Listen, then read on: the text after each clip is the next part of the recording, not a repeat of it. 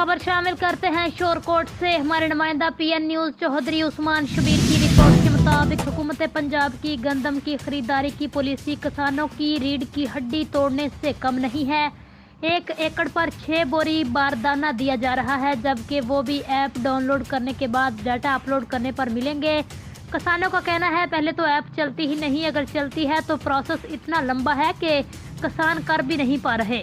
किसान इस बात का रोना रो रहे हैं, महंगी खाद्य महंगी अद्वियात खरीद कर इस्तेमाल की, जब अभी वेट की फसल तैयार हो चुकी है, हुकूमत खरीद नहीं रही और किसानों का इस्तेहसाल किया जा रहा है। तफसीलात के मुताबिक हालिया बारिशों की वजह से गंदम की फसल जिसकी कटाई 15 अप्रैल से मुतवक्के थी, अब इसमें तखीर का अंदेशा है। बारिश की वजह से गंदम की औसत पैदावार में कमी वाक़ई हो जाती है। 10 से 15 मन औसत में फ़र्क पड़ जाता है। एक तरफ हम महंगी खाद्य, डीजल, हल और ठेकाजात लेते हैं और अक्सर औकात हमें कुदरती आफात से नुकसानात भी हो जाते हैं। हर तरफ से जिम्मेदार पिस रहा है। हमारी गवर्नमेंट से दरख्वास्त है हमें फसलों के अच्छे रेट्स मिलें या चीज़ों पर सब्सिडी दी जाए ताकि हम नुकसानात से महफूज रह सकें। वज़ीर आला पंजाब से मुतालबा किया है। किसान गंदम की खरीदारी की पॉलिसी से बहुत ज़्यादा मुतासिर हो रहे हैं। ना तो ऐप चलती है और ना ही बारदाना रजिस्टर्ड हो रहा है।